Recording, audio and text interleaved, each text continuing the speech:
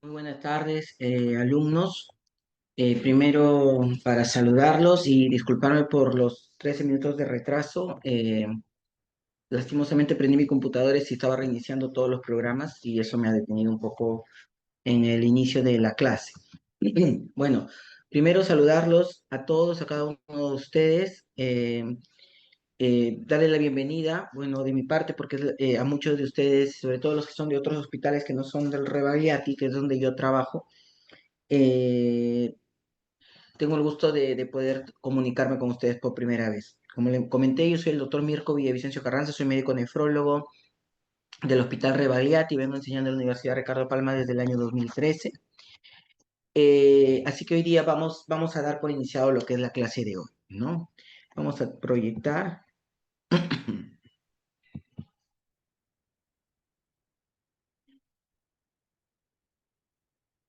¿No? A ver,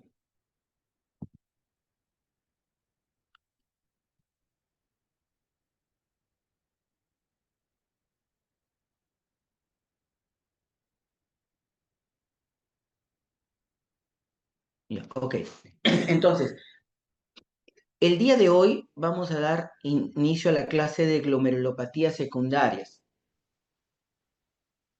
entendiendo que el día de ayer se llevó a cabo la clase de glomerulopatías primarias. Entonces, hoy día vamos a hablar cuál es la diferencia entre glomerulopatías primarias y secundarias. Entonces, cuando hablamos de glomerulopatías secundarias, lo primero que tienen que destacar es que estamos hablando de una enfermedad sistémica.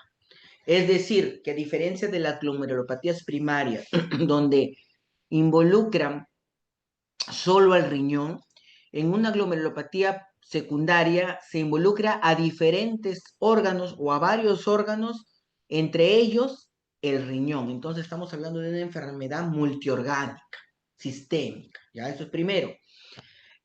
Cuando hablamos de glomerulopatías secundarias, como su mismo nombre, existen diferentes etiologías que vamos a ir a tratar de buscar, ¿no? Secundarismo A, diferentes tipos de etiologías, pero a pesar de que cada causa o que cada etiología es diferente y la forma como dañan al riñón es de una manera diferente, todos llevan a un daño renal. O sea, su principal objetivo es producir una glomerulopatía o un daño renal, ¿no? Y finalmente, cada etiología no solo va a compartir diferentes mecanismos de daño renal, sino va a haber, va a presentarse clínicamente, se va a va a manifestar de manera diferente, pero al final todos van a terminar, todos van a compartir una vía común que es la nefroangioesclerosis. Es decir, si la glomerulopatía es por diabetes, si la glomerulopatía es por vasculitis, si es una glomerulopatía posinfecciosa, finalmente, cuando en sus fases más avanzadas todas van a progresar a lo que es la nefroangioesclerosis.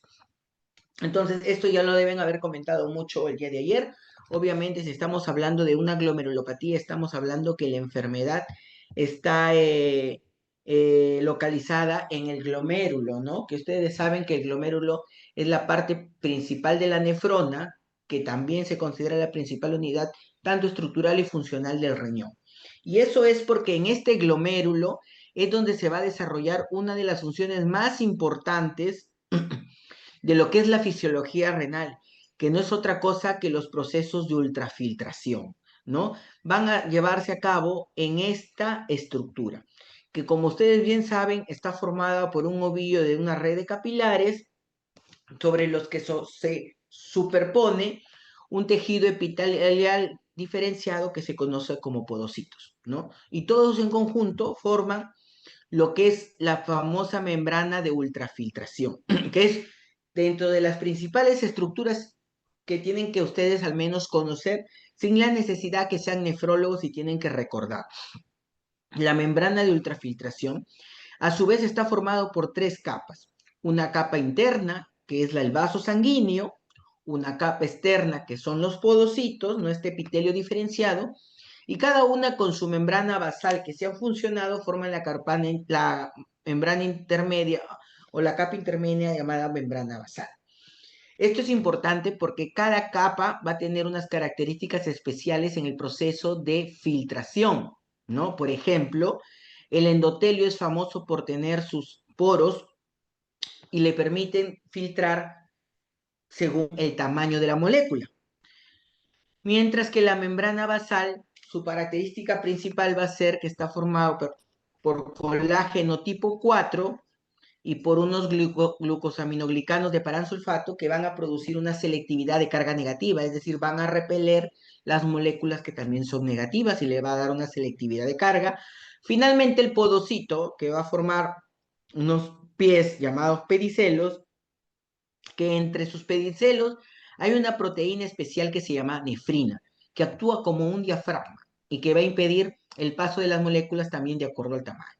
Entonces, tenemos por un lado el endotelio con los poros que se le dan selectividad de tamaño, tenemos por aquí la membrana basal que le va a dar selectividad de carga, y finalmente los podocitos eh, con sus nefrinas que le van a dar también una selectividad de tamaño. Entonces, esto es importante porque de acuerdo a la membrana o a la capa que esté presente, se van a formar los diferentes síndromes que ocurren cuando se daña los glomérulos, que vamos a ver a continuación. Entonces, para que se dé el proceso de filtración normal, ustedes que han estudiado fisiología, para que se dé el proceso normal, hay dos cosas importantes. Primero, que esta membrana que esté esta membrana adecuada, que esté íntegra, ¿no? Nuevamente recalco, tanto el endotelio, la membrana basal o los podocitos, tienen que estar íntegras, indemnes, para que permitan el proceso de filtración. Pero no solo necesitamos que esta membrana está íntegra, sino también necesitamos una presión de filtración que vamos a ver acá. Entonces, cuando ustedes estudiaron, porque lo que más se acuerdan es la fisiología de los edemas, ¿no? Para que pase un líquido de un compartimiento a otro va a depender de las presiones, tanto de la presión hidrostática menos la presión oncótica del compartimiento versus la presión hidrostática del otro comportamiento menos su presión oncótica. Es lo mismo lo que ocurre aquí en el riñón. Entonces, en el riñón tenemos, en el glomérulo, tenemos aquí la membrana de ultrafiltración, divide la sangre del espacio de Bowman.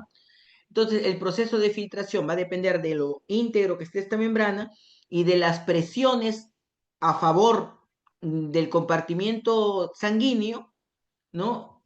Y una menor presión a nivel del espacio de Bowman, ¿no? Entonces, es así que la resultante de las presiones hidrostáticas menos las oncóticas van a permitir el paso de la filtración, sobre todo de lo que es la orina, y la no filtración de moléculas de mediano y de gran peso molecular que no necesitamos que se filtren. Entonces, es así que nosotros, para que nuestra filtración se produzca de una manera normal, necesitamos una buena membrana y buenas presiones de filtración. Cuando ocurre un daño de cualquiera de estos dos componentes, aquí lo vemos, estos componentes, el componente de la membrana y el componente de la presión, van a dar la resultante de la filtración glomerular, se va a producir una glomerulopatía, un daño que va a terminar en una alteración de la función renal.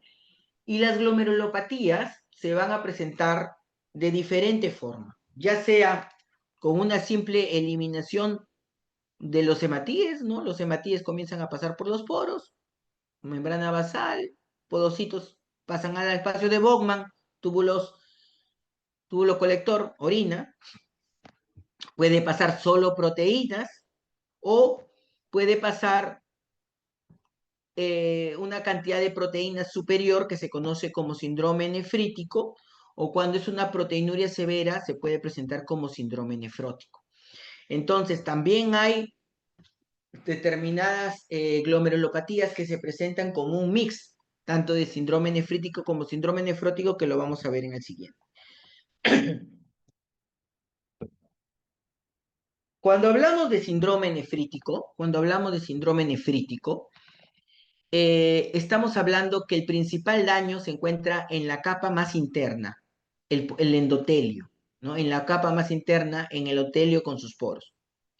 Obviamente, si está ya dañado el endotelio, lo primero que se va a manifestar es hematuria, no es simplemente asociar. Si está dañado mi endotelio, lo que se va a escapar primero son los glóbulos rojos. Entonces el paciente va a tener una hematuria, pero no es una hematuria cualquiera, es una hematuria con eritrocitos dismórficos, ya me he llamado crenocitos o cretinocitos, y con cilindros eritrocitarios, porque recuerden que estos hematíes, cuando atraviesen los túbulos, se van a deformar. Es una hematuria glomerular. Entonces, lo otro que va a ocurrir, obviamente, si se daña el endotelio, el paciente se va a dañar el proceso de donde se produce la filtración glomerular, ¿no? Se va a dañar la función renal y el paciente va a presentar una insuficiencia renal aguda, que ustedes ya lo conocen, que una insuficiencia renal aguda generalmente se da en horas y días, ¿no? Es una brusca. Y no se va, pero sin embargo no se va a presentar solo una insuficiencia renal aguda, sino de tipo oligúrica, ¿ya? Con disminución de la diuresis. Las proteínas, va a haber una proteinuria importante, pero la proteinuria va a ser subnefrótica, ¿ya? La proteinuria va a ser menor a 3,5 gramos en 24 horas. ¿Y por qué es subnefrótica? Porque obviamente el daño está en la primera parte, en la primera capa. Todavía va a haber una segunda capa, que es la membrana basal, y una tercera capa, que son los podocitos, que todavía podrían contener a elementos tan grandes como las proteínas. Por ejemplo, la albúmina es una molécula de gran tamaño. Entonces, tanto la membrana basal como la membrana de podocitos todavía pueden contener la proteinuria y por lo tanto no va a ser una proteinuria de tipo nefrótica o severa. Obviamente, si el paciente orina menos, el paciente va a comenzar a presentar algo que se llama edemas, pero es un edema que no se produce solo por la oliguria, sino porque se activa el sistema renina-angiotensina-aldosterona, ¿no? Que vamos a comentar más adelante, y el paciente hace una retención de agua producto de la sal, ¿no?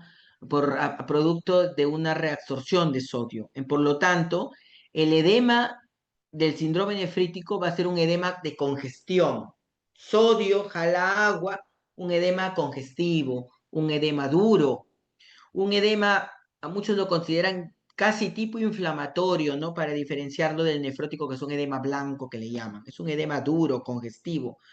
Y finalmente, si está dañado obviamente el endotelio, el paciente va a hacer una hipertensión arterial, que sabemos que el endotelio es un regulador de la hipertensión arterial. Entonces, 5 componentes nos hacen caracterizar al síndrome nefrítico agudo: hematuria, insuficiencia renal oligúrica, proteinuria subnefrótica, edema e hipertensión arterial. Una vez identificado el síndrome nefrítico, nosotros tenemos que también estar pensando cuáles pueden ser las posibles causas o etiologías. Secundario, ¿a qué se puede deber? Y yo le traigo 2 clasificaciones que me parecen importantes. Una clasificación es según la edad, ¿ya? Porque obviamente según la edad uno puede decir, lo más frecuente a esta edad, este paciente es tal, por lo tanto voy a investigar tal cosa. ¿Ya? Por eso yo le traigo esta clasificación según la edad, en donde en pacientes, en niños y adolescentes, o niños infantes y adolescentes, lo más común que se ve son las glomerulonefritis agudas postestreptocócicas, ¿no? La glomerulonefritis aguda postinfecciosa, sobre todo la postestreptocócica, es el ejemplo común de un síndrome nefrítico agudo, ¿ya? En pacientes, en niños, generalmente en niños entre 8 y 12 años por ahí, ¿no? Es muy común. Otras enfermedades en estos infantes, obviamente las nefritis hereditarias, ¿no? Congénitas, pues son niños. La púrpura de Heno-Schollen, que es un tipo de vasculitis que no solo ataca el riñón, sino también ataca la piel. Es muy común las vasculitis en adolescentes. Y en adolescentes también es muy común, sobre todo en mujeres, la nefropatía lúpica, ya el lupus eritematoso. Si ya tenemos estamos entrando a pacientes jóvenes, adultos, adultos jóvenes, adultos intermedios, ya cambia un poco la cosa. Ya no estamos hablando de lo más frecuente, que es la glomerulonefritis postestreptocócica, sino la glomerulonefritis mesangial por inmunoglobulina A, o también llamada enfermedad de Berger. La enfermedad de Berger o la glomerulonefritis por inmunoglobulina A es muy común en pacientes entre 20 y 30 años y se manifiesta con una hematuria bien característica. Los lupus siguen presentándose mucho a esta edad, ¿ya? Los lupus, sobre todo en mujeres que se han embarazado, es muy común. Y también destaca las glomerulonefritis agudas posinfecciosas, pero no las clásicas como la postestreptocócica, sino que acá ya comienzan otras infecciones, infecciones tipo estafilococo, infecciones algunas que tienen que ver con la actividad sexual, como la hepatitis, como el VIH, podrán comenzarse a presentar en esta edad, no una edad sexualmente activa. Y en adultos ya por encima de 40 años, llámese adultos intermedios, adultos mayores, lo que comienza a destacar es la vasculitis, ¿ya? Es la vasculitis. Entonces, es importante que sepan esta clasificación para poder más o menos dirigir cuál va a ser su plan de manejo. La otra clasificación importante es pedir el complemento. ¿Ya? Si bien es cierto, no están muy familiarizados ustedes con este análisis de laboratorio, cuando ustedes tengan un síndrome nefrítico, siempre tienen que pensar en pedir el complemento. Entonces, aquí se dividen en dos tipos. Si hay hipocomplementemia o consumo del complemento, o el complemento 3 es normal. Si hay consumo de complemento, por ejemplo, hipocomplementemia, siempre hay que pensar en la glomerulonefritis estreptocócica posinfecciosa. Acá están los diferentes tipos. Si es sistémico, se ataca a varios órganos, el lupus. Si es, por ejemplo, con complemento negativo o normal, inmunoglobulina A. Y, por ejemplo, si es muy sistémico, las vasculitis. Entonces, hay enfermedades que son muy parecidas, que yo incluso le digo que son hasta primas hermanas. Por ejemplo, la postestreptocócica o postinfecciosa con la inmunoglobulina A son muy parecidas. Una de las principales diferencias es si consume o no consume complemento, ahí pueden ya descartar. Lo mismo pasa con el lupus y la vasculitis. Son enfermedades, como vamos a ver más adelante, que se comportan o se traducen en una nefropatía muy parecida. Y una de las grandes diferencias sería eh, solicitar el complemento. Y el lupus siempre te consume complemento, mientras que la vasculitis es pausinmune y no te consume el complemento. Ahora, otra presentación clínica importante es el síndrome nefrótico. Nefrótico, suena fuerte, como su mismo nombre lo suena, es un síndrome nefrótico porque la principal característica son las proteinurias severas, ¿no? Proteinurias que generalmente son más de 3,5 gramos por 24 horas. ¿Y dónde está el daño? Cuando hablamos de nefrítico dijimos que el daño estaba en el endotelio, en la primera capa. Cuando es nefrótico hablamos que el daño está en la segunda y o tercera capa, membrana basal o podocitos. Entonces, obviamente, aquí ya están dañadas las capas más externas. Entonces, la pérdida de proteínas va a ser, no va a haber ni selectividad de carga ni selectividad de tamaño, por lo tanto, perder proteínas va a ser la principal característica, una proteinuria intensa.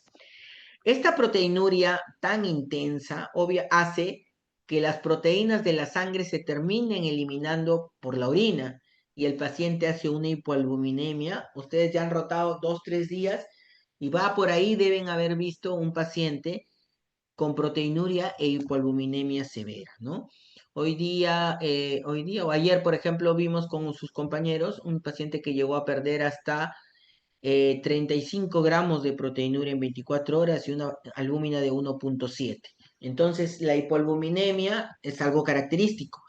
También es característico el edema, pero la diferencia del edema del síndrome nefrítico, que es congestivo y que es por activación del sistema renina-angiotensina y absorción de sodio, El edema del síndrome nefrótico es un edema por hipoalbuminemia.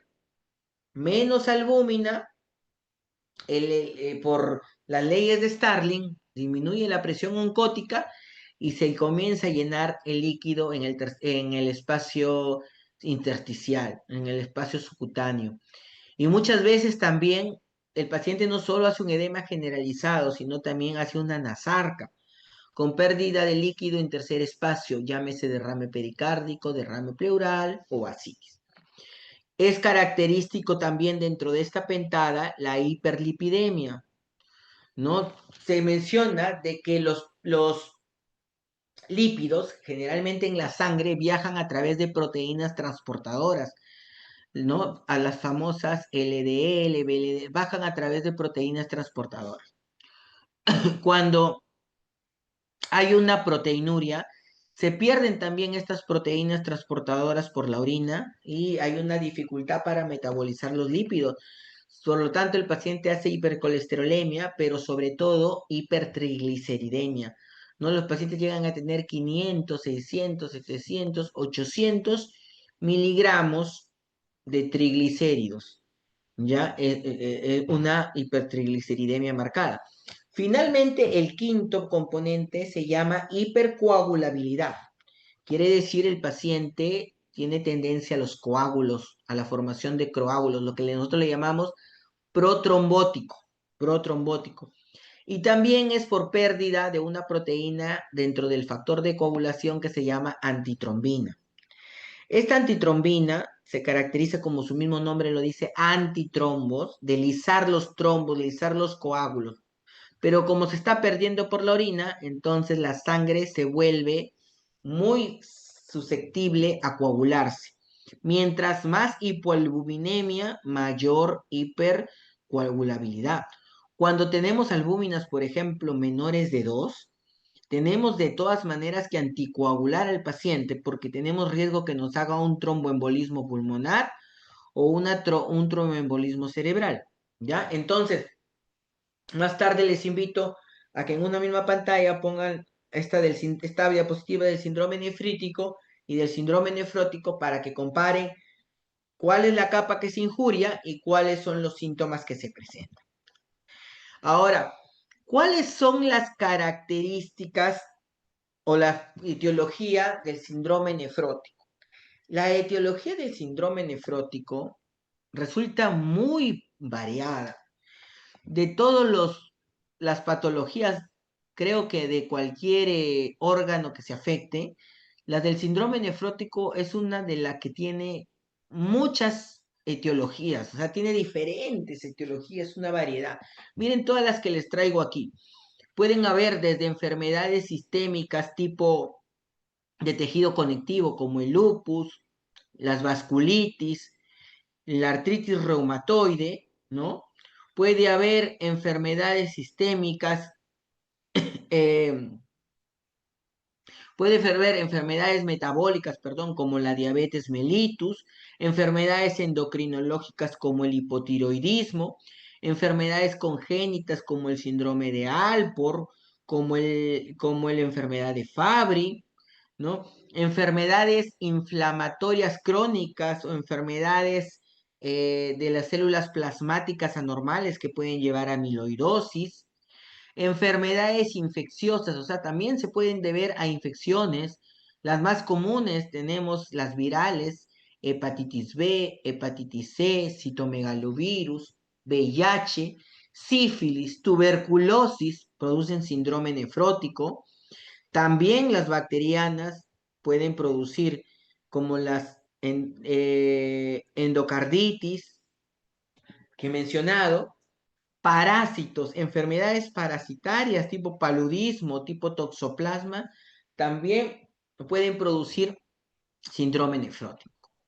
Fármacos, cánceres, ¿no?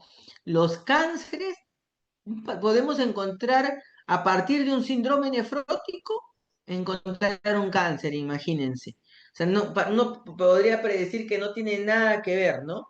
Pero nosotros, a través de un síndrome nefrótico, un paciente que viene con un edema generalizado y con hipoalbuminemia severa, el paciente puede podemos tener un cáncer. ¿Cuáles son los cánceres más destacables? Tenemos el cáncer de próstata, el cáncer de estómago, ¿no? Un sarcoma, también los linfomas y las leucemias pueden producir un síndrome nefrótico. Otras etiologías, hipertensión arterial, obesidad, la misma obesidad mórbida puede producir una proteinuria nefrótica. Ahora, me olvidaba comentarles que si bien es cierto, o sea, les comenté que una posible presentación era una mezcla de síndrome nefrítico y síndrome nefrótico, ¿no? Una mezcla de síntomas. Porque, y realmente no siempre se ha discutido si el término es síndrome nefrítico nefrótico, no siempre se ha discutido, pero en realidad no es que sea un síndrome nefrítico ni nefrótico, es un síndrome nefrótico que tiene algunas características del síndrome nefrítico, pero se termina siendo un síndrome nefrótico. ¿Por qué? Por ejemplo, los pacientes con síndrome nefrótico, hasta un 30% de los pacientes con síndrome nefrótico pueden hacer hipertensión, que es una característica casi en el 90 al 100% de los síndromes nefríticos. En el síndrome nefrótico hay, pero como es un 30%, no pertenece a esta pentada. Y esto es porque obviamente mientras que el paciente retenga más líquido, se va a ir congestionando más. La hematuria, por ejemplo, que es característica del 100% de los síndromes nefríticos, también puede estar presente en el síndrome nefrótico hasta en el 30%, ¿ya? Pero, o sea, están presentes, pero no es una característica del síndrome. O sea, si ustedes encuentran un paciente con una proteinuria nefrótica, hipoliminemia, edemas, hiperlipidemia, y aparte le encuentran hipertensión o hematuria, sigue siendo un síndrome nefrótico con algunas características de síndrome nefrítico. Y si le quieren llamar síndrome nefrítico nefrótico, no hay problema, ¿ya? No hay problema. Entre las principales glomerulopatías secundarias tenemos varias, la diabética, hipertensiva, amiloidosis, infección de lupus vasculitis, lo que hemos comentado. Vamos a trabajar con algunas porque si no, tendríamos 24 horas para exponer. Son demasiadas. Vamos a agarrar las más comunes. En cuanto a nefropatía diabética, no voy a hablar tampoco muy largo porque creo que en la última semana tienen una clase pura de nefropatía diabética, pero solo para que comentarles que la nefropatía diabética es la causa principal no solo de enfermedad renal crónica en diálisis, sino que es la principal causa de síndrome nefrótico en todo el mundo. O sea, la nefropatía diabética es la principal causa de síndrome nefrótico y de que los pacientes lleguen a diálisis en Perú, en Japón, en Australia, en China, en Arabia, en cualquier país, ¿ya?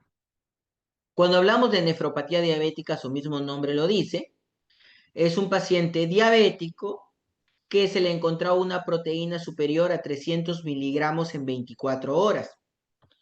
¿No? Y que el paciente generalmente está asociado a retinopatía diabética.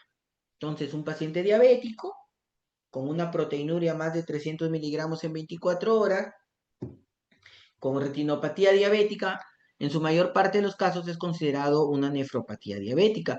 Ahora, ¿todos los diabéticos desarrollan nefropatía diabética? No.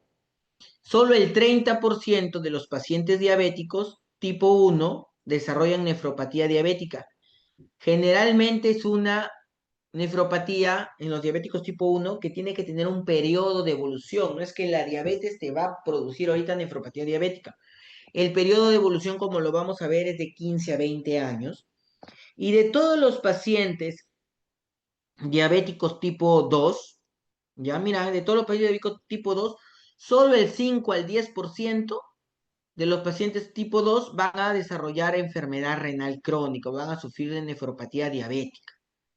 Solo el 5 al 10%. Parece poquito, pero con la gran cantidad de diabéticos que existen en el mundo, hacen que la nefropatía diabética sea frecuente.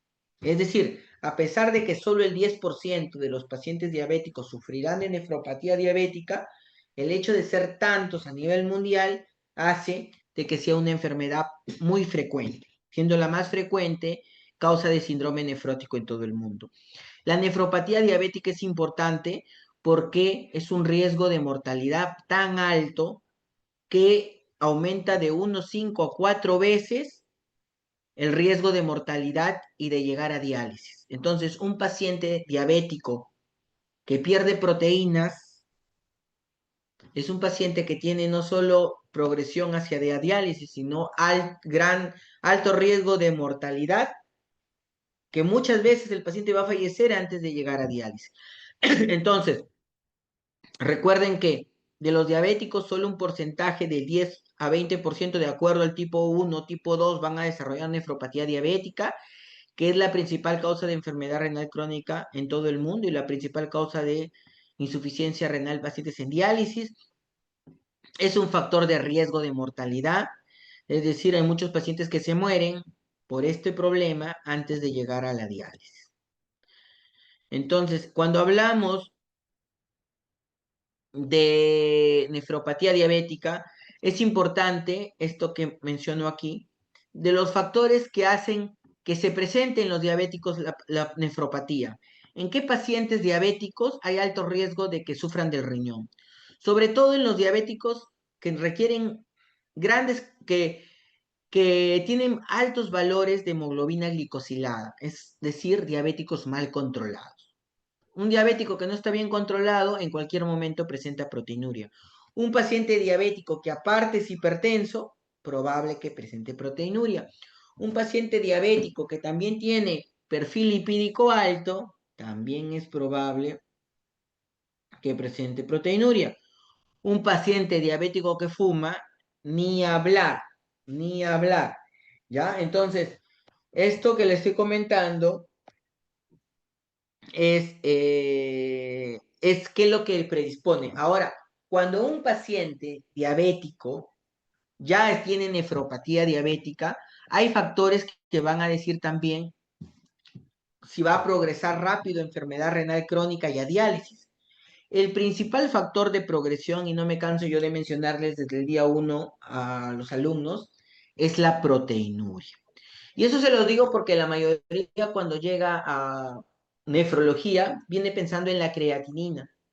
Muy pocos vienen pensando en la proteinuria, que tiene igual o mayor valor de daño renal en estos pacientes, porque finalmente a más proteinuria, la creatinina va a comenzar a elevarse progresivamente. Entonces no se olviden siempre de, de ir y buscar su proteinuria.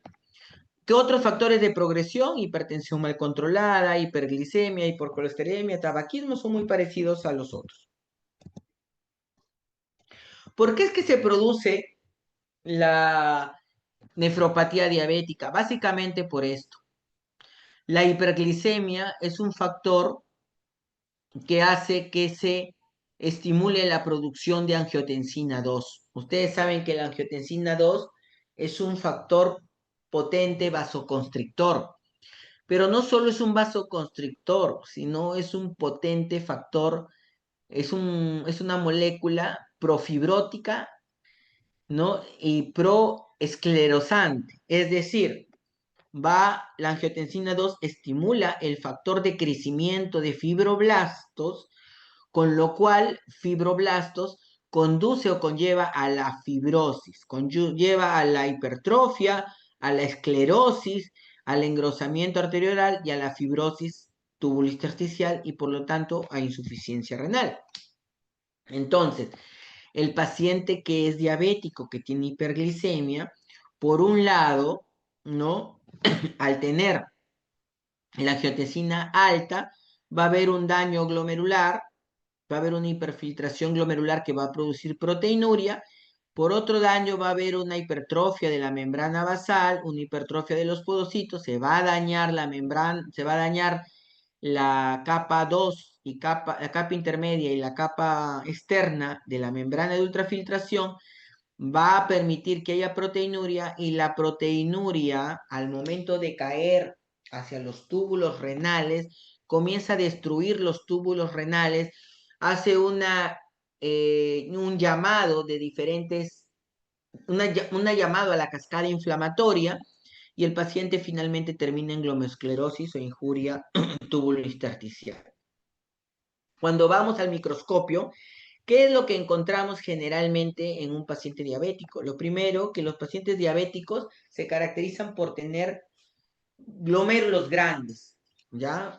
La resistencia a la insulina, como ustedes lo saben, es un factor de crecimiento.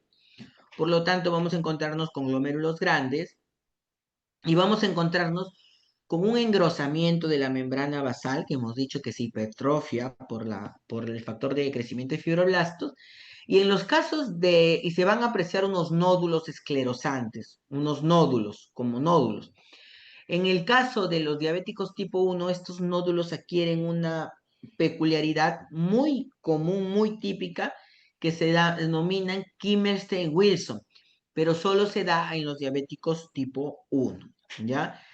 Eh, Cuando veamos a la microscopía electrónica, vamos a ver daño de los podocitos, daño del endotelio, daño de la membrana basal. O sea, las tres capas se han deteriorado, por lo tanto, este paciente con nefropatía diabética hace proteinurias, hace un síndrome nefrótico marcado. Junto con la amiloidosis, ¿no? Y con la membranosa primaria que vieron ayer, son las tres causantes de las proteinurias o de los síndromes nefróticos más severos que existen. Diabetes, amiloidosis y membranosa primaria. Entonces, esto es lo que yo le mencionaba, va a haber una hipertrofia de las células mesangiales, y aquí es como se ven los nódulos de Kimmerer-Wilson, ¿no? Se ven unas imágenes nodulares, ya que se va a formar como una patología nodular. En el caso de los tipo 1 se denomina Kimmerer-Wilson. Entonces, la diabetes, obviamente, como yo les dije, no sigue una evolución lenta, una evolución rápida, sino es una evolución lenta con los años. Para que un paciente diabético llegue a un estado de enfermedad renal crónica en diálisis, generalmente pasan hasta en un periodo, pueden pasar hasta de 20 años. En los diabéticos tipo 1, que ustedes saben, en los diabéticos tipo 1, el paciente diabético, el día que le diagnostican diabetes tipo 1, ese día empezó su diabetes, su debut. Entonces, se menciona que a los 5 años el paciente comienza ya a perder proteínas en una cantidad menor que se conoce como microalbuminuria.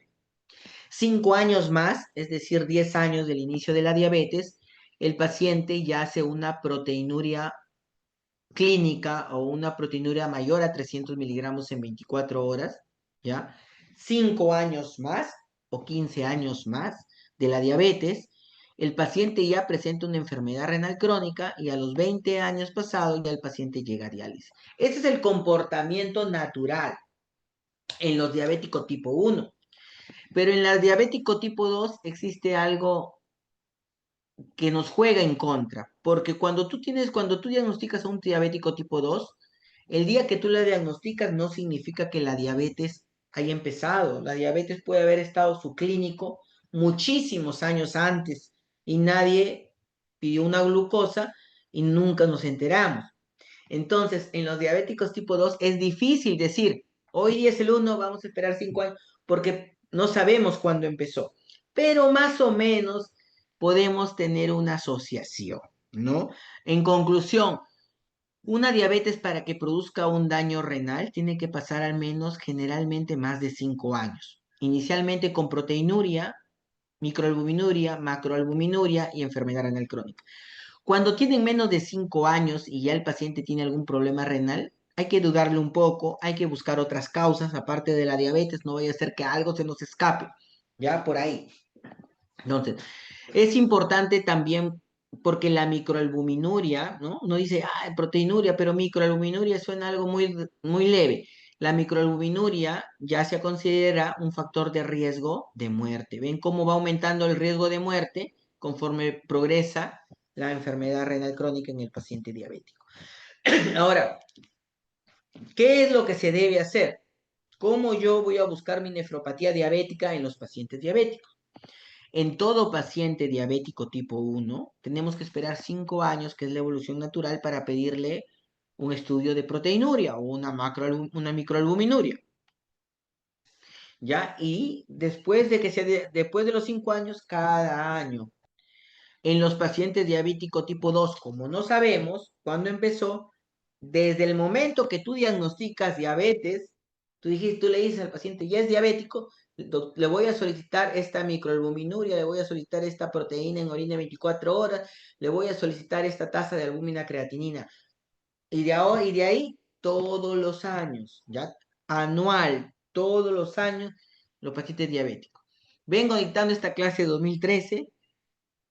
Siguen llegando los pacientes diabéticos sin que les hagan un estudio de función del riñón a los pacientes. Entonces, me imagino que son de otras universidades. A ver, sigamos. Entonces, ya me había adelantado diciendo que hay diferentes métodos para hallar la albuminuria. La más común es el orina de 24 horas, que es el gol estándar. Sin embargo, debido a que cada vez tenemos pacientes que se les hace más difícil recolectar la orina de 24 horas, como los ancianos, los que tienen incontinencia urinaria, los que tienen Alzheimer o se olvidan, estamos haciendo algo más simple. Incluso es algo que es, según las guías de salud renal, es algo que ustedes van a hacer apenas pongan su primer pie en el serum. ¿No? Cuando les entregan su guía, le van a entregar su guía de salud renal y ahí le van a decir que soliciten en una orina simple, en la orina esa en esa orina simple que generalmente piden para ver leucocitos, para ver infección urinaria, ustedes le piden ahí, quiero que me midan la albúmina y quiero que me midan la creatinina en esa orina. Albúmina y creatinina en esta orina simple. Se hace su división y ahí te salen estos valores. De acuerdo a estos valores, tú dices si estás normal, si tiene microalbuminuria o ya tiene proteinuria. ¿Ya?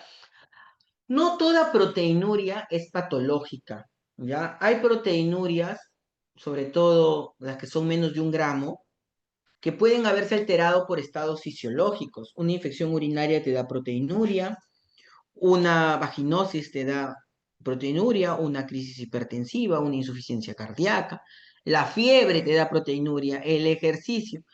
Hay que descartar todas estas causas. ¿Cuál es el tratamiento de una nefropatía diabética?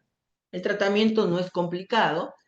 El tratamiento básicamente consta primero en tratar los factores de progresión, ¿no? ¿Cuáles son los factores de progresión? Ahí lo dijimos.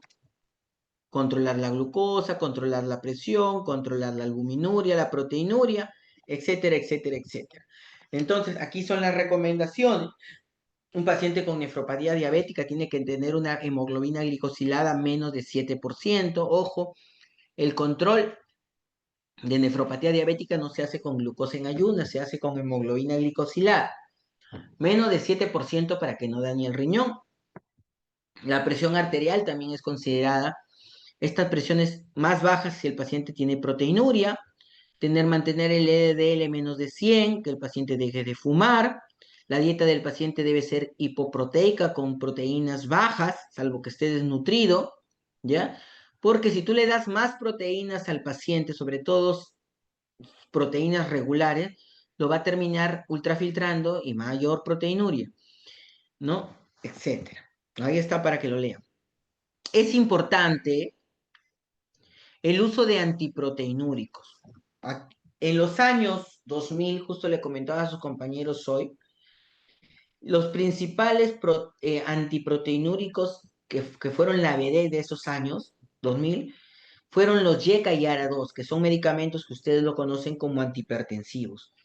Estos medicamentos antihipertensivos se encontró que no solo controlaban la presión, sino que también eran antiproteinúricos. Y ojo, también antiinflamatorios y antifibróticos, porque ustedes saben que tanto los YECAS como los ARA2 en sus diferentes mecanismos impiden la producción o la acción de la angiotensina 2.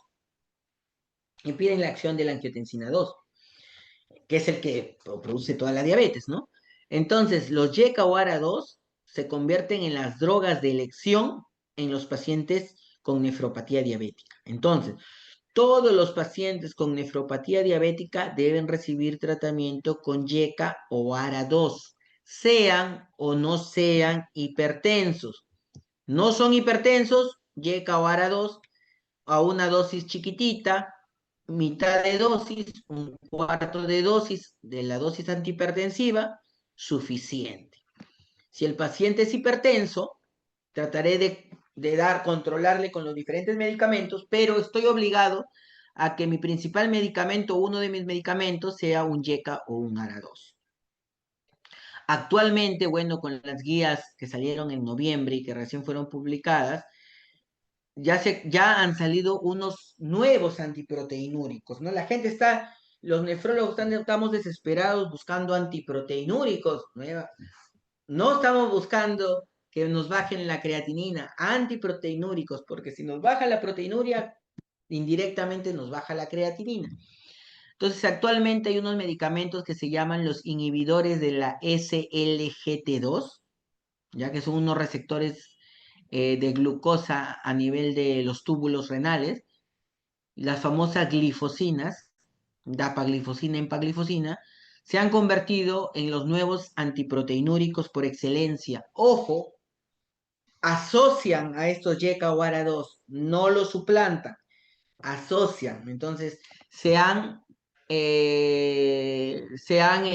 añadido. También hay unos inhibidores de aldosterona, uno se conoce como la finerenona, también se están buscando como antiproteinúricos, entonces cada vez se están buscando. Ya para la próxima exposición trataré de andar más en estos temas que son medicamentos que recién están ingresando.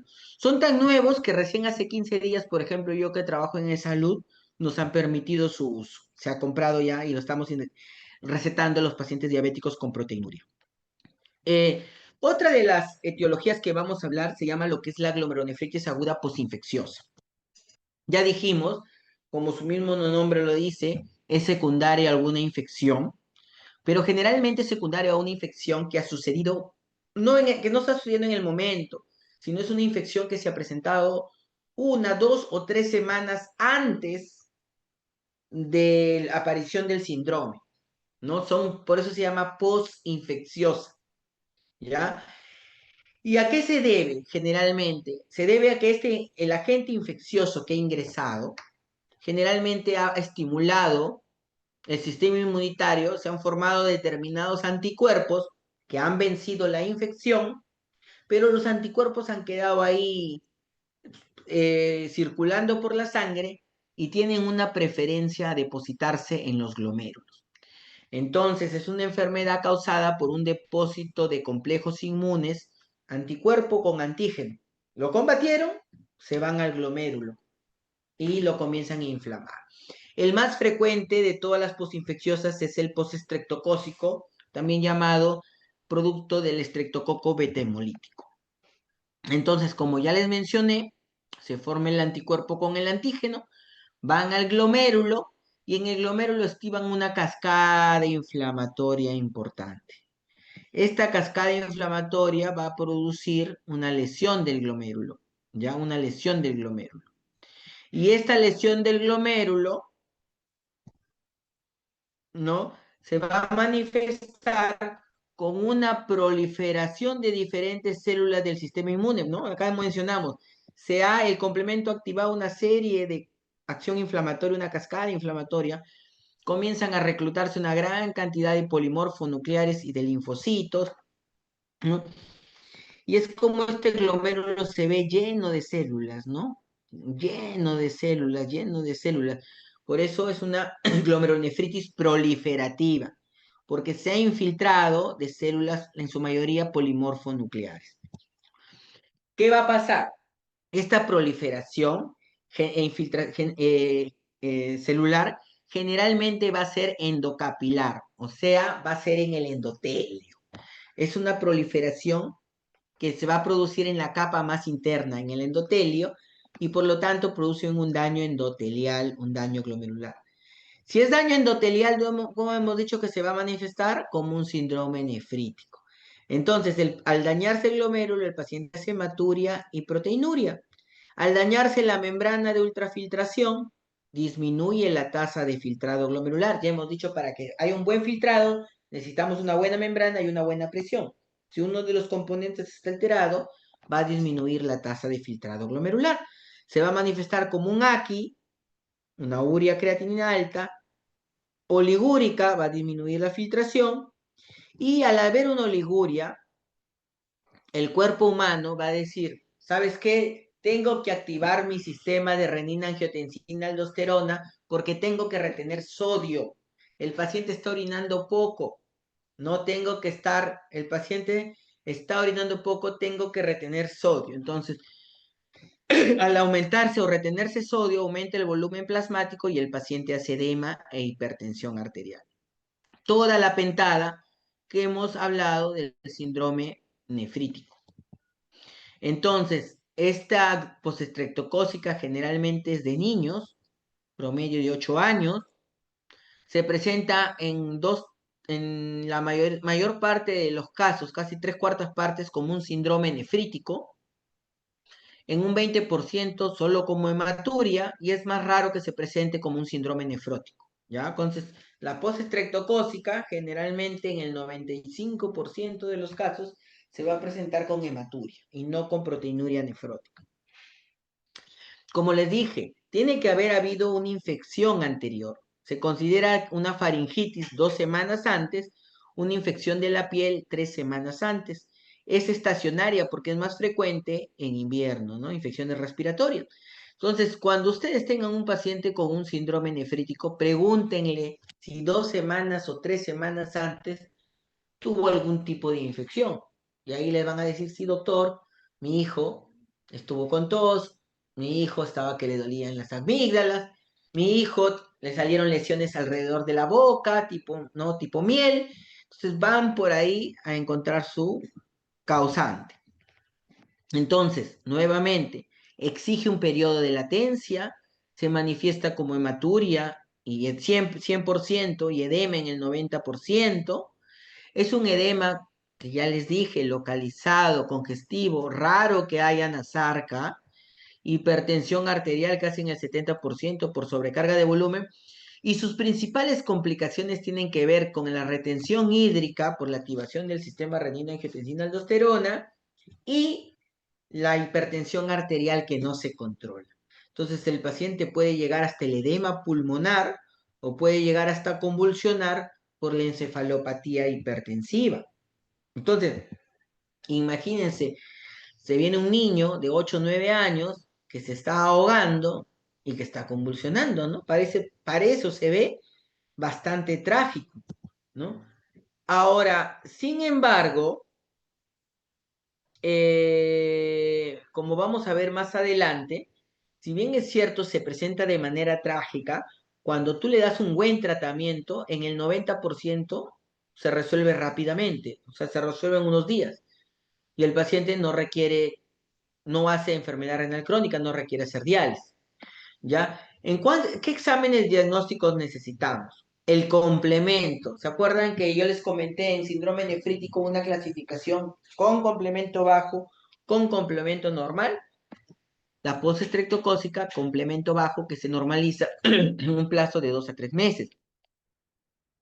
La mayoría de los enfermos tienen antoestreptolicina 2, que es un anticuerpo que se genera secundario a la infección por el estreptococo. Se llama ASO. A uno lo conocen como ASLO, antiestreptolicina O, casi en el 90% de los pacientes. Así que hay que solicitarla, ¿no? Y como hemos mencionado, como tenemos una edad típica la que aparece, hay una enfermedad que se ha encontrado haciendo una buena anamnesis previa, el paciente generalmente se trata y no requiere de una biopsia renal. Hemos comentado que a pesar de lo trágico que se ve, el pronóstico es bueno, más del 95% de los pacientes se curan, ¿no? Sin ningún daño renal, 95%, ¿no? Es bastante, casi más de 9 de 10. Y el tratamiento básicamente va a ser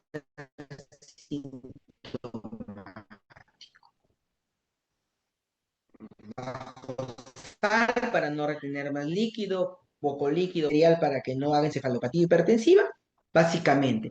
Muy pocas veces, como ya ha pasado la infección, el paciente necesita antibióticos. Cuando hablamos de nefritis lúpica, que es el otro secundarismo, ya estamos hablando de enfermedades, primero de enfermedades sistémicas generalmente. Entonces, cuando nosotros hablamos de nefritis lúpica, la enfermedad lupus es una enfermedad autoinmune, es una enfermedad inmunológica, ¿no? Que se manifiesta porque el paciente no reconoce o no distingue su sistema inmunitario lo propio de lo ajeno y lo comienza a atacar. Entonces, el paciente, si nosotros queremos, hablamos de nefropatía lúpica, si un paciente ya tiene el diagnóstico de lupus, pero no ha tenido compromiso del riñón, si por ejemplo ha tenido un lupus hematológico con anemia, o un lupus pulmonar, ¿no? Con hemoptisis, o un lupus cutáneo, o un neurolupus, a veces lupus cerebral, pero no ha tenido compromiso renal, si este paciente ya con diagnóstico de lupus comienza a presentar proteinuria más de 500 miligramos en 24 horas, o comienza a presentar hematuria de tipo glomerular, llámese hematuria o cilindros hemáticos, en un paciente con lúpico está cantado que es una nefropatía lúpica. Si no, todavía el paciente no tiene ese diagnóstico de lupus, entonces iremos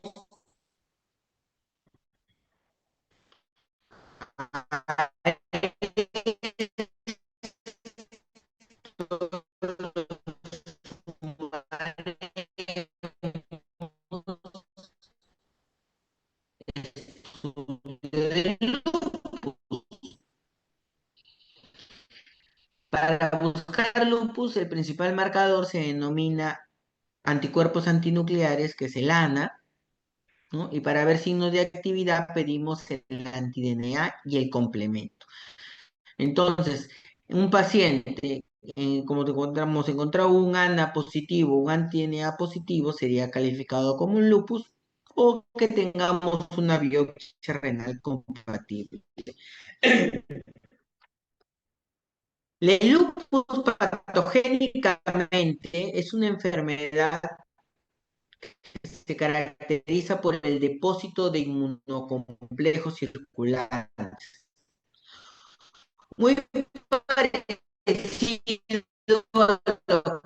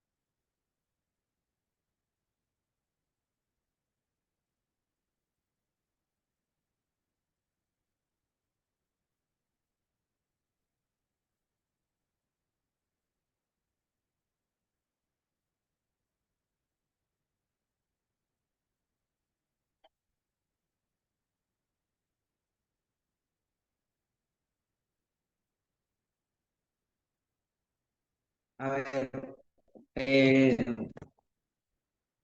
buenas tardes. Hubo problemas con la señal. No sé si se escucha ahora bien. Sí, doctor. Sí, hubo problemas con la señal. Están haciendo aquí unas construcciones que parece que por ahí va. Bueno, lo que les estaba comentando de lo de lupus era que era una enfermedad autoinmune. Hay un depósito de complejos inmunocirculantes sobre el tejido, ¿no? En este caso sobre el glomérulo. Porque hay una pérdida, comenté, de autotolerancia inmunológica, es decir, no reconoces qué es lo propio y lo ajeno. Hay una hiperactividad de células B y T que van a llevar a que haya una depuración o una apoptosis de células que generalmente no deberían morir, ¿no? Porque son células de nuestros propios tejidos. Entonces, se va a producir, como hemos mencionado, un exceso de anticuerpos, un exceso de complejos inmunes que van a dañar cualquier órgano. En el caso del riñón, del glomérulo, se van a depositar en cualquiera de las capas de la membrana de ultrafiltración estos complejos. Puede ser en el mismo endotelio, puede ser en la membrana basal o en los podocitos. Y según eso se va a tener una clasificación y una manifestación. Entonces, cuando nosotros tenemos un paciente con lupus que está presentando, que estamos sospechando una nefropatía lúpica, porque está presentando proteínas y porque se está presentando hematuria, tenemos que confirmarlo siempre con una biopsia renal. La biopsia renal nos va a permitir confirmar el diagnóstico, nos va a permitir identificar en qué clase nos encontremos. Vamos a ver que existen hasta 6 clases de lupus, de nefropatía lúpica, perdón.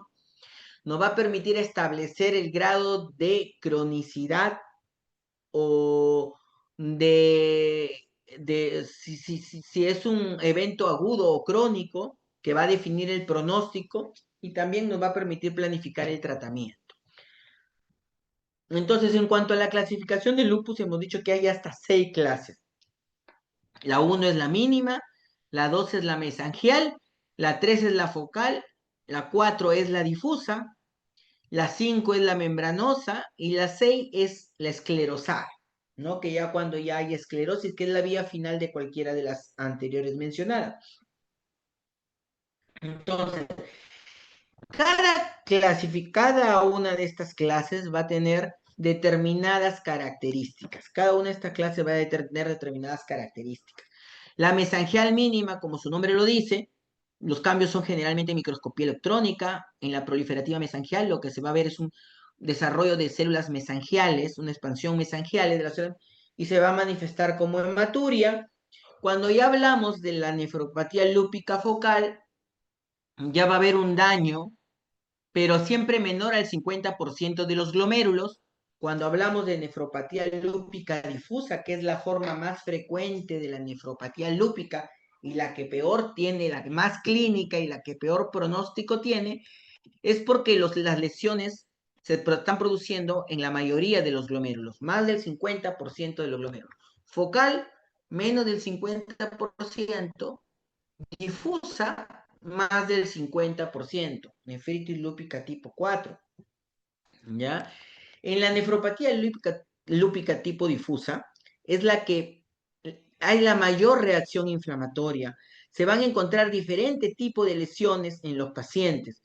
No solo se va a encontrar lesiones a nivel de engrosamiento de la membrana basal, sino también se puede haber signos de necrosis de las células, no signos de necrosis celular, signos de cariorrexis celular, que es la necrosis de los núcleos celulares, ¿no? Va a haber diferentes lesiones, unas que son muy famosas se conocen en el microscopio como base de alambre. En la nefropatía lúpica membranosa, que es la clase 5, el daño principalmente es en la membrana basal. Ya en la membrana basal, el depósito está justo de los diferentes anticuerpos se produce en la membrana y finalmente la esclerosada que ya hemos dicho es la vía final. Ahora, en una biopsia renal no solo es importante ver la clase, sino la actividad. muy activo o muy crónico. Y eso va a ser importante porque cuando es algo más activo, requiere que el tratamiento sea más agresivo. Cuando las lesiones ya son más crónicas, ya se cronificó, ya el paciente está camino a una enfermedad renal crónica, el tratamiento es más conservador porque hay menos riñón que tratar de salvar. Entonces, ¿cuáles son, por ejemplo, manifestaciones de cronicidad? Las semilunas fibrosas, la atrofia tubular, fibrosis intersticial, glomerulosclerosis. Estos son índices de cronicidad. Entonces, cuando encontramos atrofia tubular, fibrosis, semilunas fibrosas, glomerulosclerosis, lo más probable es que el tratamiento no sea agresivo porque el paciente está camino a la enfermedad renal crónica. En el microscopio electrónico vamos a ver, por ejemplo, aquí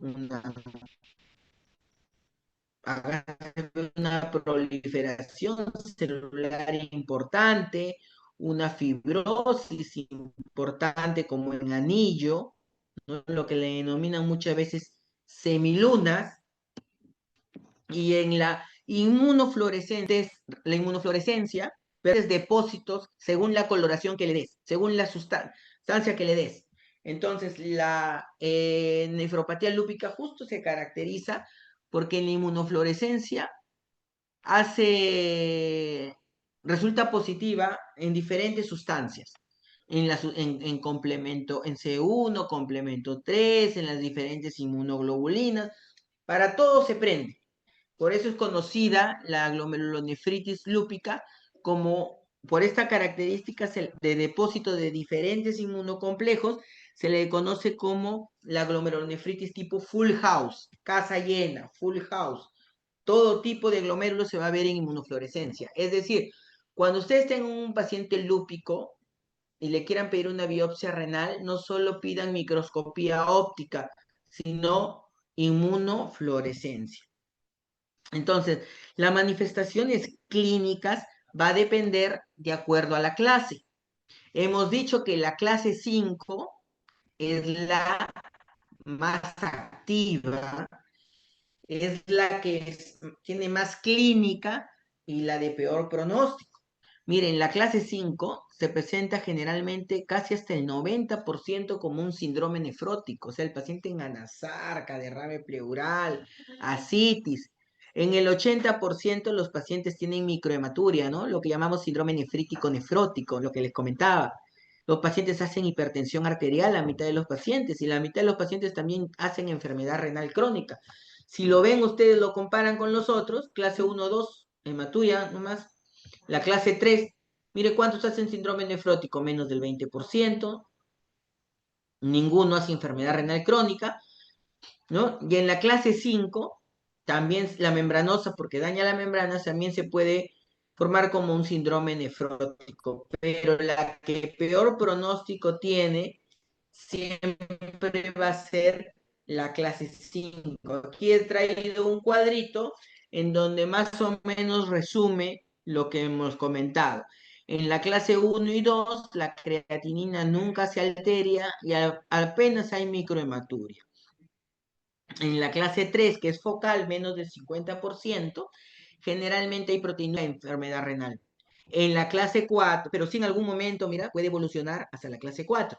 En la clase 4, difusa, más del 50% de los glomérulos, es donde se presenta la insuficiencia renal, el síndrome nefrótico, el anti-DNA va a estar alto, que es signo de actividad, el consumo de complementos va a ser bien marcado, el paciente va camino a la insuficiencia renal.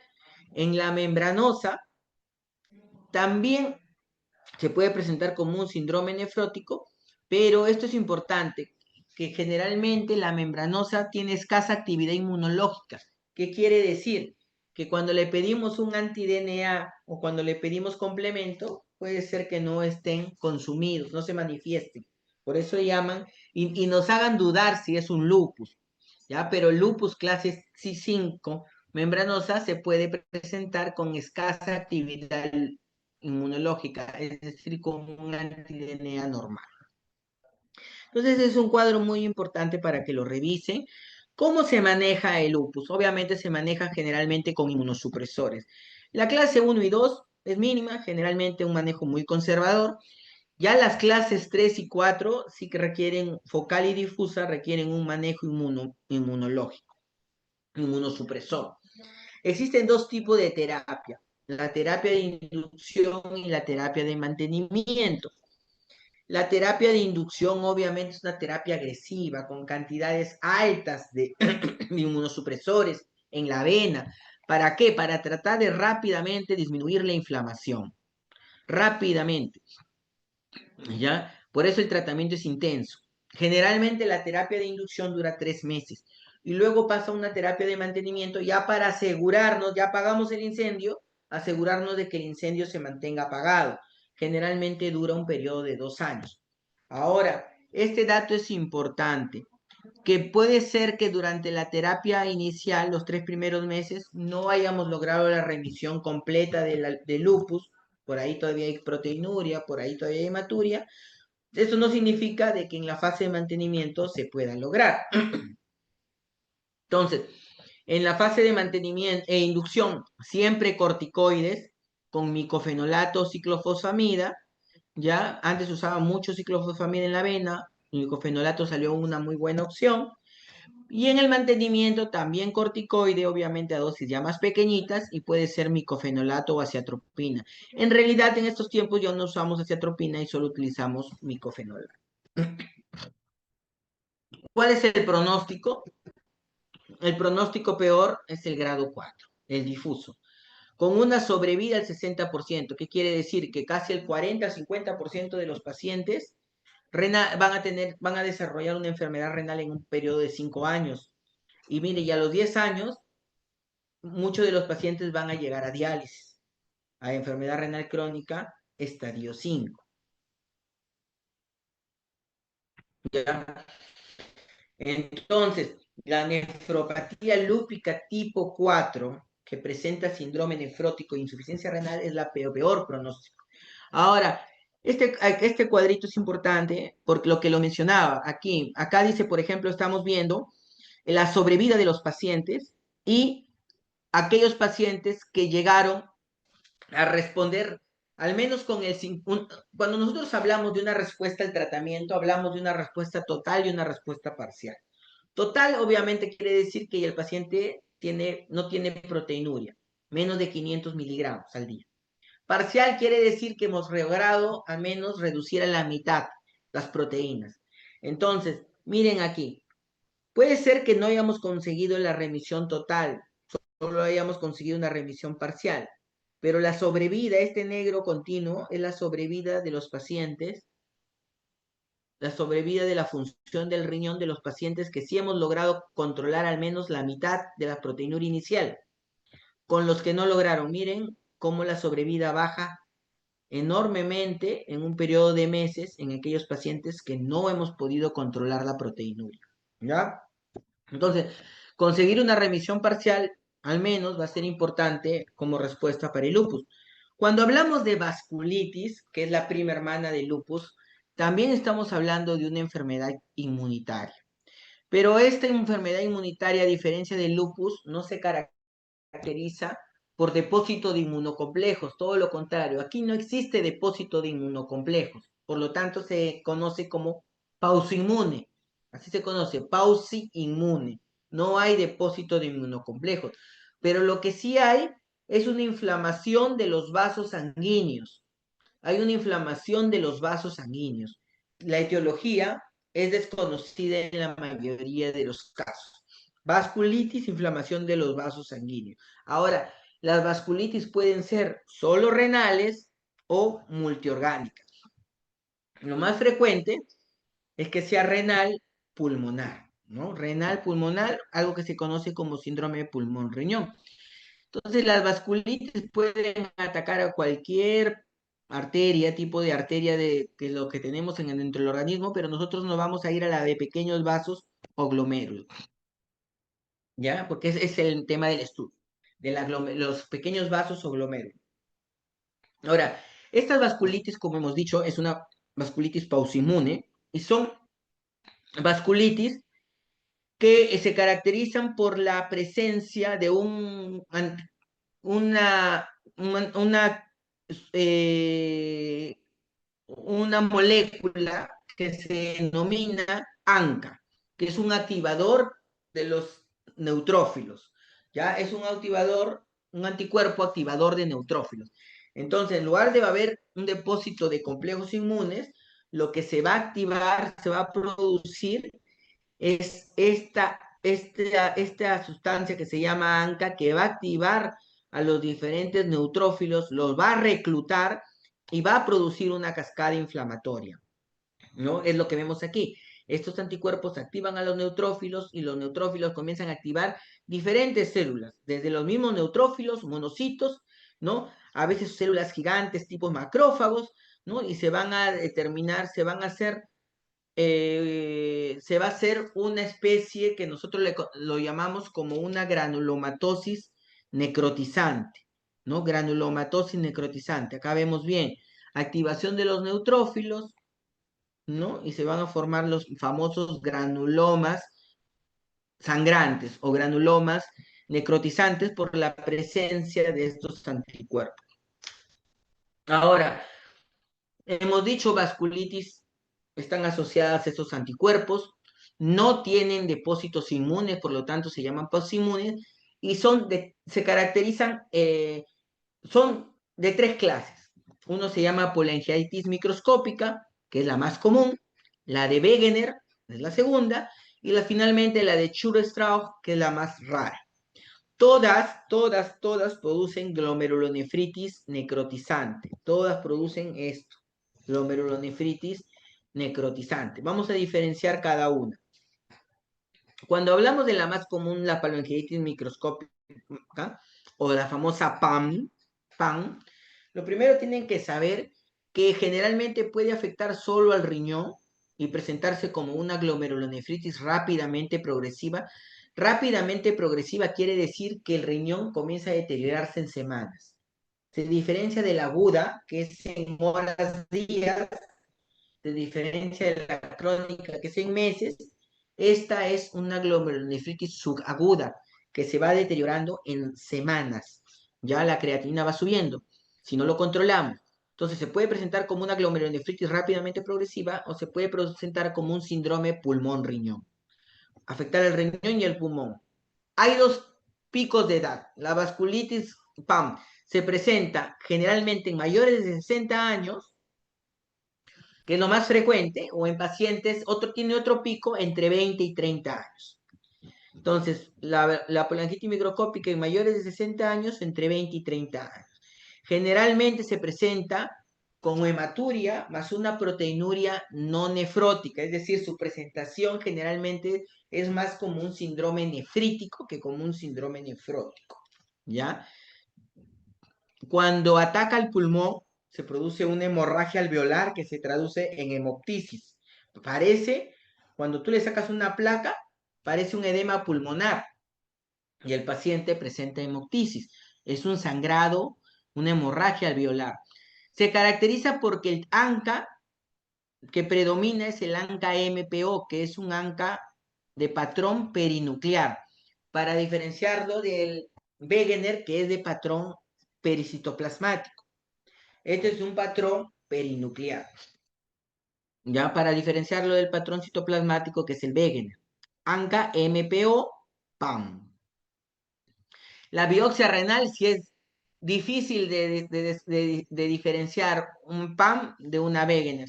Los dos son glomerulonefritis necrotizante con semilunas. Entonces se va a presentar la glomerulonefritis con, acá vemos las semilunas, acá vemos las lunas, ¿no? Que es alrededor de lo que son los glomérulos. Le mencioné, se parece mucho a una congestión pulmonar, pero es un edema, perdón, se parece mucho a un edema agudo de pulmón. Cuando nosotros vamos con a veces se confunde, tenemos que ponerle un fibroscopio con el neumólogo. Cuando le ponemos un fibroscopio, lo que sale es sangre, ¿no? Muy bien. La glomerulonefritis de Wegener, que es el otro tipo, se caracteriza sobre todo porque es una glomerulonefritis con granulomas. Y estos granulomas sobre todo se van a presentar en las vías respiratorias. Entonces el paciente generalmente va a tener hemoptisis. Tanto así que su clínica principal, la clínica principal es más respiratoria. Fiebre, rinorrea, tos, úlceras nasales, es más respiratoria.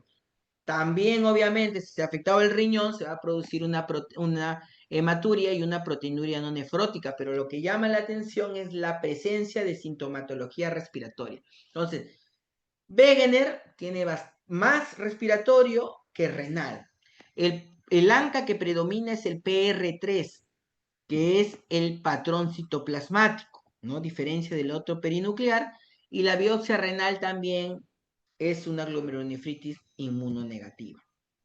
En el síndrome de Chore-Strauss, que es la última clasificación, que es la más rara, que se caracteriza sobre todo por presentar una inflamación granulomatosa rica en eosinófilos en las vías respiratorias.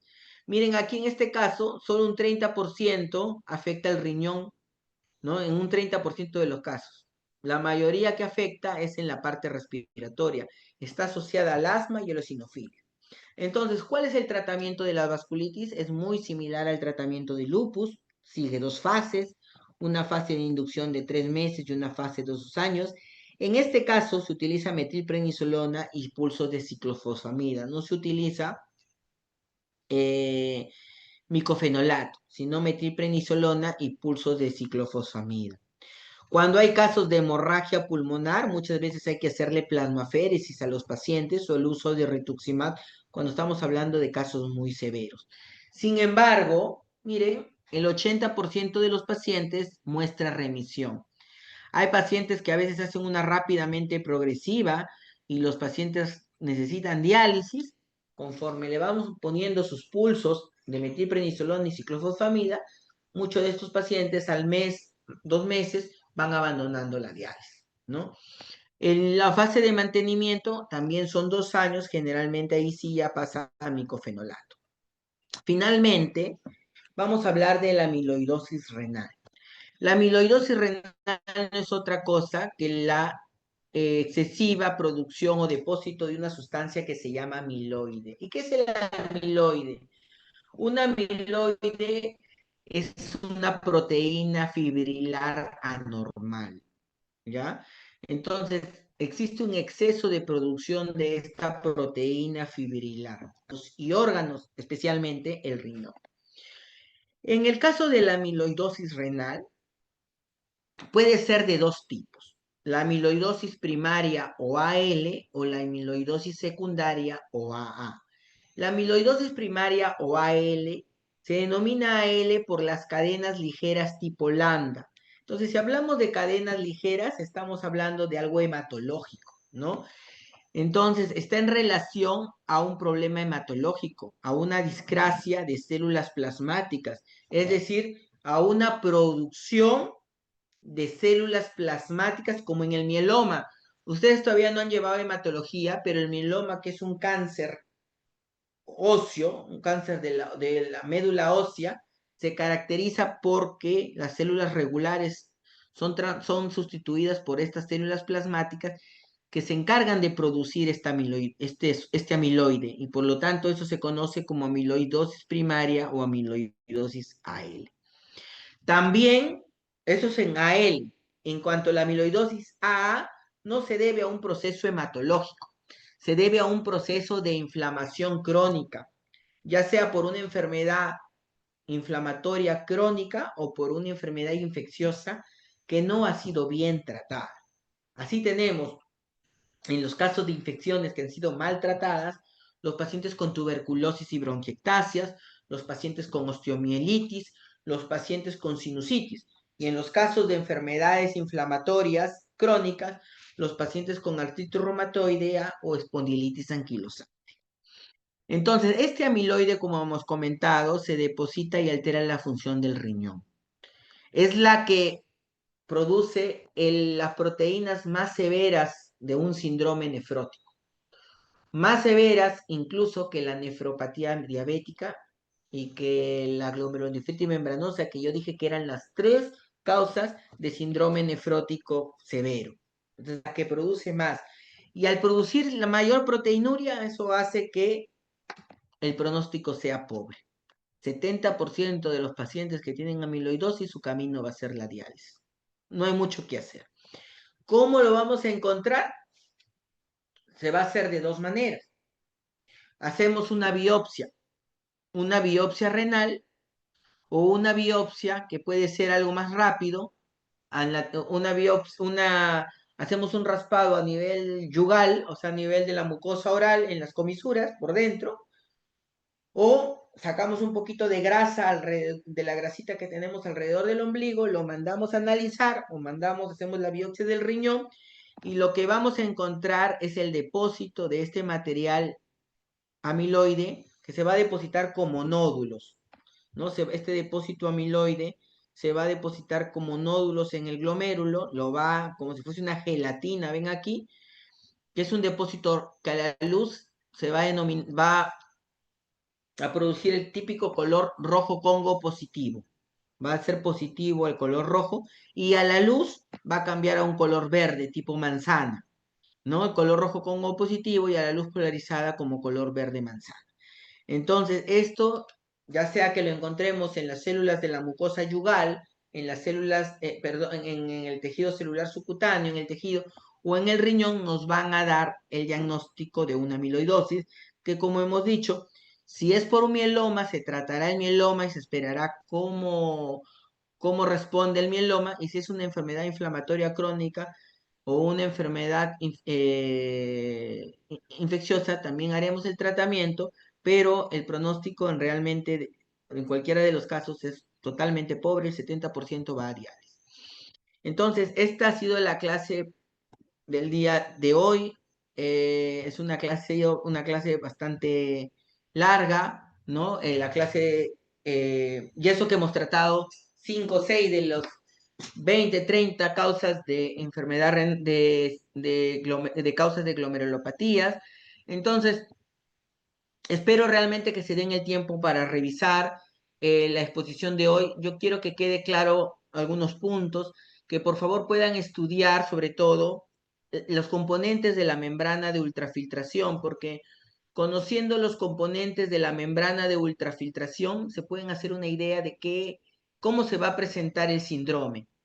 No se olviden que síndrome nefrítico tiene que ver con el endotelio, que síndrome nefrótico tiene que ver con la membrana basal y los podocitos, que el síndrome nefrítico se caracteriza por proteinuria no nefrótica, hematuria, edema, hipertensión aquioligúrica, que el síndrome nefrótico se caracteriza por proteinuria nefrótica, hiperlipidemia, hipoalbuminemia, edema y hipercoagulabilidad, que podemos tener mix de ambos, que finalmente eso se va a traducir, que las causas, perdón, son variadas, tanto del síndrome nefrítico y síndrome nefrótico. Ahí demostré en el síndrome nefrítico una clasificación de acuerdo a la edad, ¿no? Hablamos que en niños era muy común las posinfecciosas en el nefrítico, en adolescentes ya hay lupus, la púrpura de Henoch-Schönlein.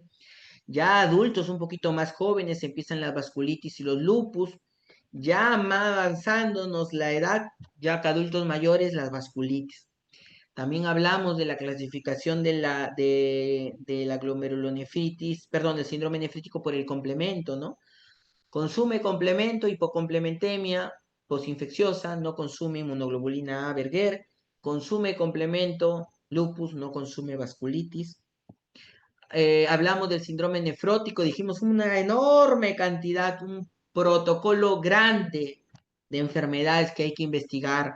Hablamos de enfermedades inmunológicas, metabólicas, cánceres, farmacológicas, infecciosas, congénitas, etcétera, obesidad. ¿No? Dentro de la nefropatía diabética, lo importante que era la proteinuria como que te va a indicar el diagnóstico, te va a indicar el pronóstico. Hablamos del uso de YECA o ARA2 como antiproteinúricos, lo que es importante manejar los factores de progresión, sobre todo la proteinuria, y mantener una hemoglobina glicosilada a menos de 7, que hay que usar YECA y ARA2 en todos los pacientes de nefropatía diabética, y ahora las glifosinas en todo paciente con nefropatía diabética. Se les invito a que lean las glifosinas, ¿ya? Hablamos de la postestreptocócica, que era una enfermedad de unión de anticuerpo con un antígeno, produce un síndrome nefrítico, que el cuadro era aparatoso, con hipertensión arterial no controlada, con congestión, pero que tratándolo bien, el pronóstico era benigno en el 95% de los casos, no había insuficiencia renal. Hablamos también de lupus, que era una enfermedad que es una pérdida de autotolerancia inmunológica, ataca a nuestro cuerpo, un depósito de inmunocomplejos. Hablamos la necesidad de hacer una biopsia renal en un lupus, para nefropatía lúpica, para ver en qué clase está, entre las 5 clases. De las 5 clases dijimos que la más importante es la 3 y la 4, porque son las que son más clínicas y producen más enfermedad renal, sobre todo la 4, que es la más agresiva, la 4 difusa, con el 50% de los glomérulos comprometidos, produce síndrome nefrótico en el 90% de los casos, insuficiencia renal aguda en más del 70%, hipertensión en más del 50%, hematuria, que el pronóstico con el tratamiento, el 50% probablemente sin tratamiento se iba a diálisis en un promedio de unos 5 o 10 años, ¿ya? Y que el tratamiento era una fase de inducción y una fase de mantenimiento. 2 meses, 3 años, con probablemente corticoides y micofenolato, ciclofosfamida. Hablamos del vasculitis, que también era una enfermedad inmunológica, pero que era por la presencia de unos anticuerpos activadores tipo ANCA, de neutrófilos, tipo ANCA le llamamos, que habían también 3 clases, de acuerdo al tipo de ANCA que tengamos, la PAM o la PAM con los anticuerpos, con los ANCA-MPO, la Wegener con los anticuerpos EPR3 y finalmente la Chore-Strauch, que la más común era la PAM, dos picos de 20 a 30 años y mayores de 60 años, que se presenta generalmente como un síndrome nefrítico con hematuria. Puede presentarse como una insuficiencia renal progresiva, una glomerulitis rápidamente progresiva y llegar a diálisis, o como una hemorragia pulmonar, síndrome pulmón-riñón en sus casos más severos. La de Wegener dijimos que el compromiso era un compromiso respiratorio alto, siempre estaba asociado a un compromiso respiratorio alto, y la Chur-Strauss, que era generalmente pacientes asmáticos. El tratamiento también exige una fase de inducción y de mantenimiento, esteroides, micofenolato. Finalmente hablamos de la amiloidosis, que había el depósito de este amiloide, de esta que podría ser por exceso de cadenas ligeras, células plasmáticas que producen estas cadenas ligeras y producen el daño de glomerular, o por enfermedades inflamatorias o infecciosas maltratadas. Una endocarditis infecciosa maltratada que sigue va camino a la amiloidosis. Que cuando se presenta amiloidosis, que hay que verlo en la biopsia renal y que se produce un color rojo positivo, el pronóstico es malo por el exceso de proteinuria. Es el top de los pacientes que hacen proteinuria. Por lo tanto, el pronóstico es dañino. Creo que hemos hecho en estos últimos 7, 5 minutos, 6, 6, 7 minutos, un resumen de más o menos por dónde iba la clase. Entonces yo espero que lo vuelvan a leer porque esto no es un tema totalmente sencillo y espero que les haya servido para su formación. No sé Doctor, si tienen algo. disculpe. Dime. Sí, tengo una pregunta. Usted A habló del ver. tratamiento de la nefritis lúpica y dijo que había como dos respuestas, ¿no? La respuesta total y la respuesta parcial. ¿Puede describir cuáles eran como los parámetros de cada una? Sí, mira, cuando nosotros queremos una respuesta total, quiere decir que debemos llegar, nuestro objetivo es que la proteinuria sea menos de 500 miligramos en 24 horas, ¿ya? Ese es nuestro objetivo, que la proteinuria sea menos de 500 miligramos en 24 horas, ¿ya? Esto es acá, ¿me ves? Para que menos de 500 miligramos en 24 horas. Pero a veces ocurre que durante los 2 primeros meses de tratamiento, los 3 primeros meses de tratamiento, el paciente empezó con 4 gramos, ¿ya? Y solo hemos logrado que baje a 1,5 gramos. O sea, ha disminuido más de la mitad, pero no Sí. hemos llegado al 500 que queremos. Ujú. Eso se llama respuesta parcial.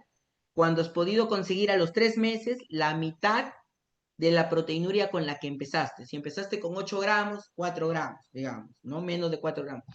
Entonces, el tener una respuesta parcial no significa que no haya respuesta al tratamiento, ¿ya?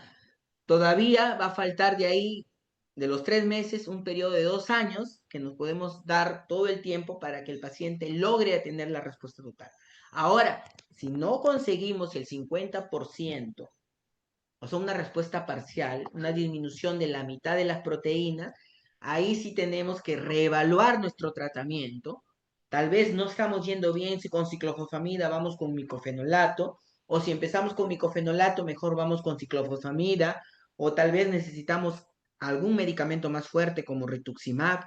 Entonces, a los 3 meses valoramos nuestro respuesta buena, seguimos. Respuesta parcial, menos del 50% de proteinuria, seguimos. Respuesta mala, el paciente de 4 gramos sigue en 3 gramos, tenemos que reevaluar nuestro tratamiento. No sé si ahora sí se entendió. Sí, No sé si doctor, muchas tienen alguna... gracias. Gracias por la pregunta. No sé si tienen alguna otra pregunta. No, todo claro. Perfecto, muy bien. Como digo, tal vez no lo hayan podido de todo canalizar, es demasiada información en este corto tiempo. Léanlo, escuchen nuevamente la grabación y van a ver, y lo van leyendo, van repasando, lo van confrontando con su teoría y bueno, y ahí les va a servir bastante. Entonces, que tengan los mejores éxitos a todos, a los que no son del Rebagliati y a los que son del Rebagliati. Nos vemos, hasta una siguiente oportunidad. Gracias, doctor. Muchas gracias, doctor.